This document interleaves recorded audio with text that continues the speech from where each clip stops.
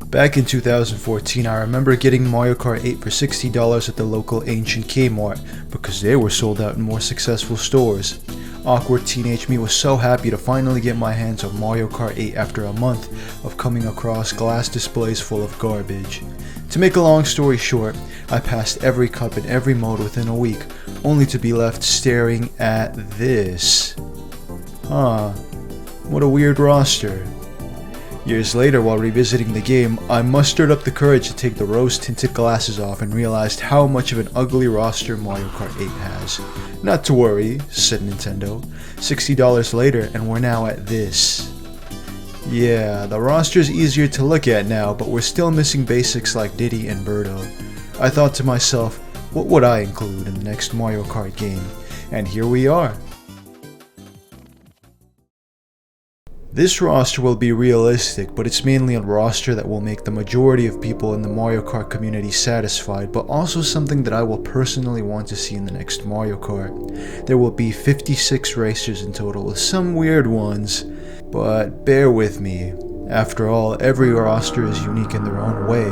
Some guidelines I want to set for myself. 1. Items cannot be characters. This one is simple.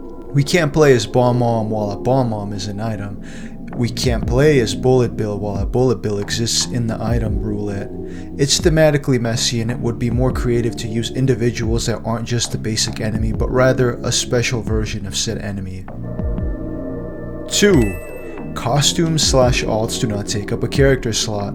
Simple. If a character has another clone of itself with the same voice and the same weight class, there will be a costume for the character rather than a completely new one. This means Metal Mario and regular Mario will still be separate characters due to their weight differences.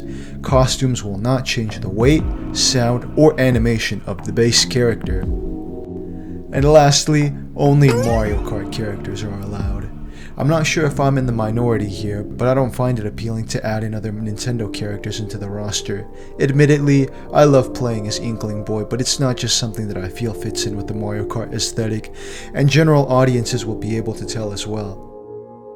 Featherweight, lightweight, welterweight, heavyweight, and gigaweight. These are the 5 weight classes that will exist among the characters listed in this video. Weight, I feel, was sidelined in Mario Kart 8 Deluxe, and I find the dramatic pushing done by heavyweights in previous Mario Karts should return, along with their benefits and negatives.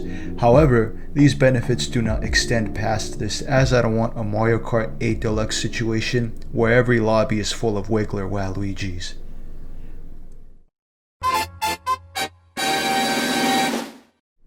I originally wanted to base the beginning roster off of Super Mario Kart, but it's just so weird. Donkey Kong Jr., Koopa, no Wario? So instead I opted for the basic, yet more well-rounded cast of 64. I will be adding the rest of the characters based on the order they will be unlocked.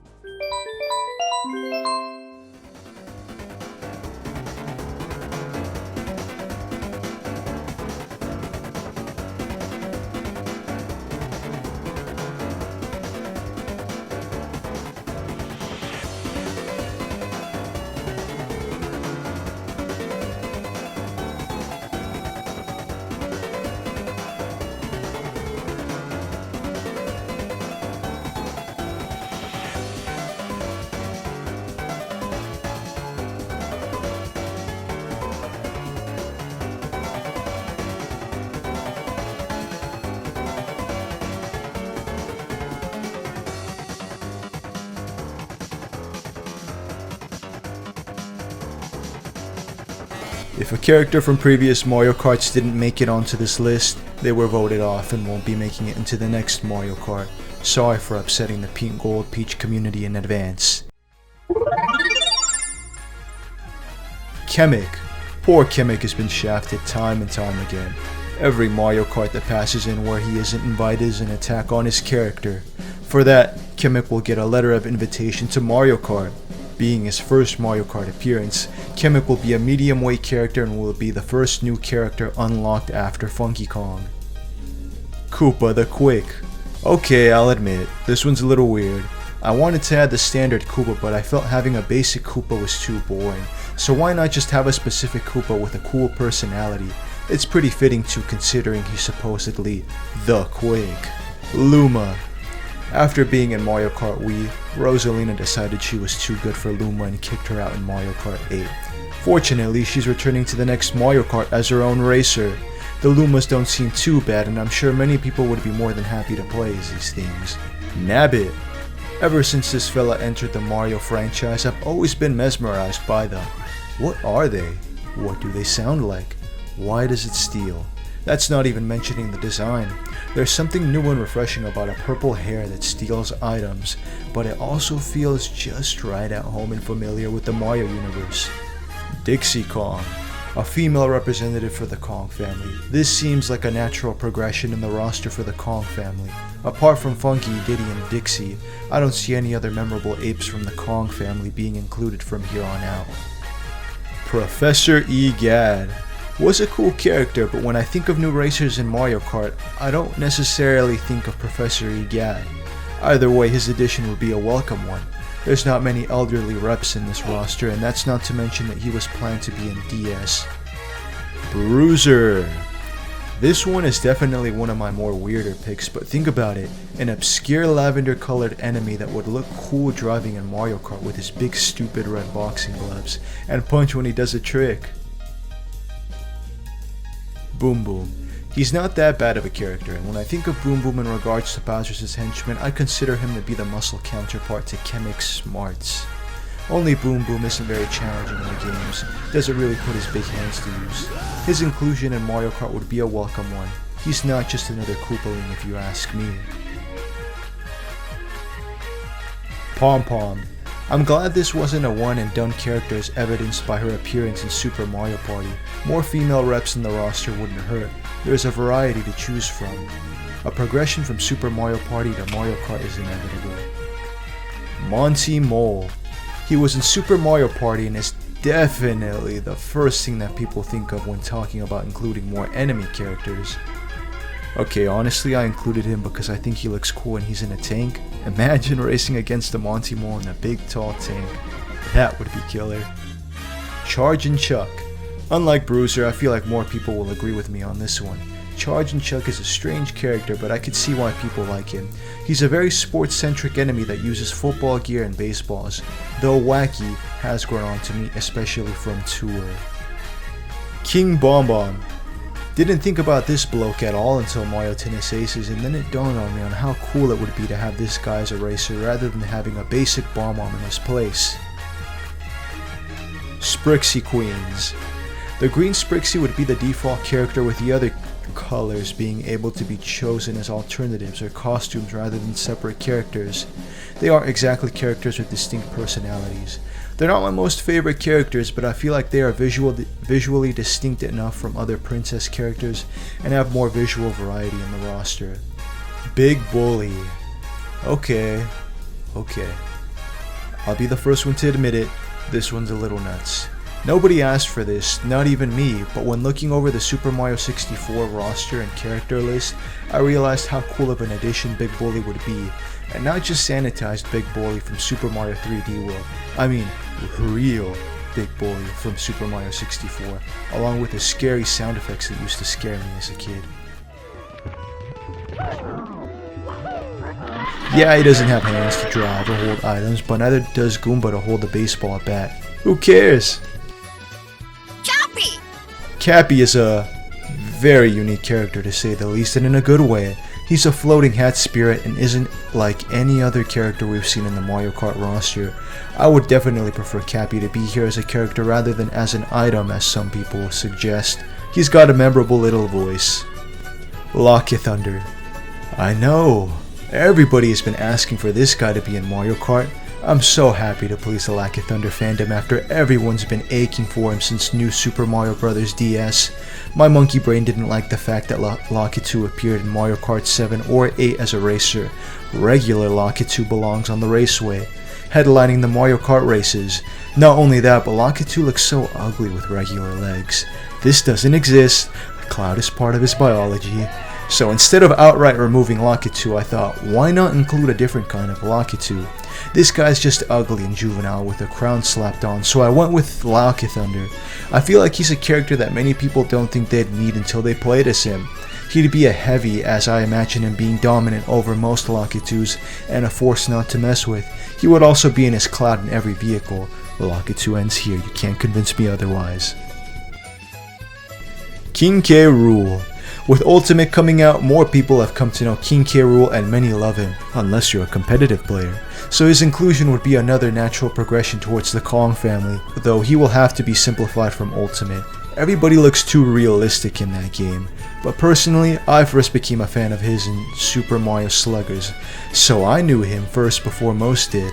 Also, apparently it's supposed to be pronounced King Cruel, not King K. Rool, so I guess I've been saying it wrong this entire time. Pauline. I'm actually glad to include Pauline in this list. Compared to other main princess-like characters, she is very distinct from them, sporting red as her color of choice and being more of a bustling, serious business type princess character. Yeah, you can argue Rosalina already has that serious personality already, but there's something that screams urban and old-timey about her design. Toadsworth. Toadsworth hasn't been in many Mario games as of recently and hasn't been in a single Mario Kart. Not to mention that there's not much elderly characters in this roster. What if some old guy wanted to play Mario Kart and realized there weren't any old characters like himself and he just quit right then and there? Goombas. Instead of just having a basic Goomba racing, why not have the king of Goombas, Goombas? I've never understood why this person hasn't returned as a character. I always enjoyed entering his weird core treehouse in Super Mario 64 DS, and it felt like it was his actual domain. Fawful. I've tried to use as little Mario RPG elements as possible because those games have a large cast and a variety of characters that Nintendo for some reason isn't too fond of using. But one character that appears often in the games and has a design that I actually quite like is Fawful. He's a major antagonist in the RPG games and I'm sure many more would be more than happy to see this strange beanish guy in Mario Kart. I was initially planning on putting Gino or maybe Mallow in, but those are owned by another evil company and haven't made an appearance in over 19 years.